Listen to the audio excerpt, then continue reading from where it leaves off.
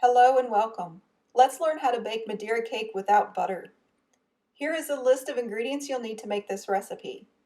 Please preheat your oven to 350 degrees Fahrenheit or 180 degrees Celsius and let's get started. In a small bowl we have 3/4 cup of sugar, 150 grams, and we are going to zest our lemon directly into the sugar. This helps break up that lemon zest and really infuses that sugar with the oils. You want to zest a lemon until you get a pale yellow. You want to stop before it becomes white or it will become bitter. Once you get done, you should have about a teaspoon worth of lemon zest or 2 grams. Whisk it together into the bowl and then set it aside. Next, you want to roll your lemon onto the cutting board. That just helps it juice easier, and then cut it in half and then juice it using a juicer or your hands. Once you finish juicing the lemon, set it aside, and then we're going to move on to the rest of our ingredients. In a small bowl, we have 1 1/3 cups of flour, 200 grams. We're going to add 1 1/2 teaspoons of baking powder, 6 grams, and 1/2 teaspoon of salt, 2.5 grams. If you want to use self-rising flour, skip the baking powder and salt. Mix this together until it's well combined and then set it aside. In a large bowl, we have 4 large eggs, 200 grams. We're going to mix these together briefly and then add in some oil. We're going to use oil instead of butter, and it's going to give a really nice moistness to this cake. You want to use 3/4 cup or 180 milliliters. You can use vegetable, olive, canola, whatever type of cooking oil you like. Next, you want to add in your sugar and lemon zest mixture and mix it until it's well combined. You don't want to over mix it because you want some of that sugar to not dissolve, so you'll have this nice little crunchy top on the cake. Then you're going to add in 1 tablespoon of that lemon juice from earlier, 15 milliliters. And then we're just going to add in that flour mixture and just continue to stir it until there is no more lumps.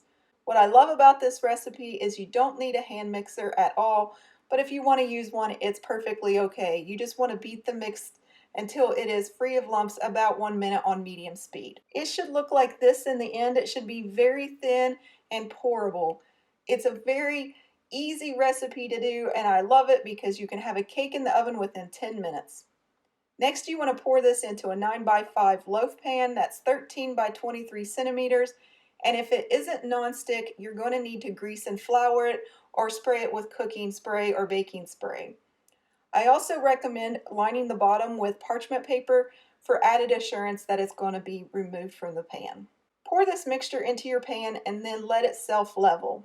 You want to bake this 50 to 60 minutes or until a toothpick inserted in the middle comes out clean. Ideally, the center temperature should read between 200 to 210 degrees Fahrenheit or 93 to 99 degrees Celsius. Not everybody has access to a thermometer, so that's why we use the toothpick method. However, you do have to be aware that the toothpick method is infallible, as it can cause your cake to be overbaked and dry. So if you can get a hold of a thermometer, it is a really good idea to get some for your cake baking so you ensure that your cake never gets overbaked again.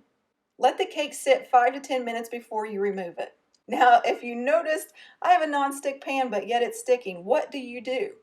I purposely did this so you could see how to fix it. Just use a plastic spatula, not metal, and loosen up the sides. Now, if I had used some parchment paper, this wouldn't be a problem. But I'm going to have to use that spatula. Turn it upside down, and then it should remove easily at that point. You want to let this cool completely before you ice it.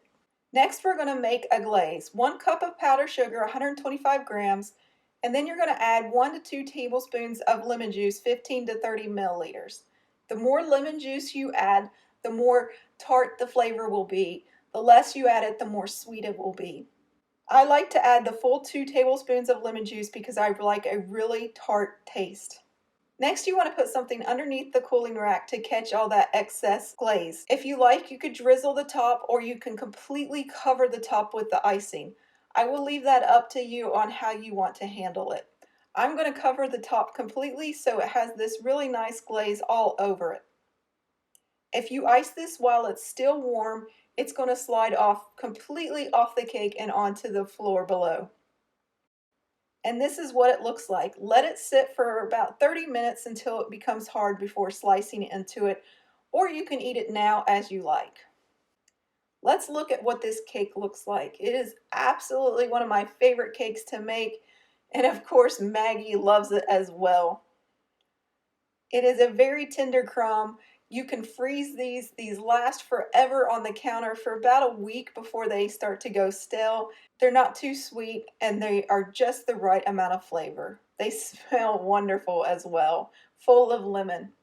Now, if you want to share this with your friends, always give them a smaller piece so you have more for yourself. Look at Maggie. She's so excited. She wants more.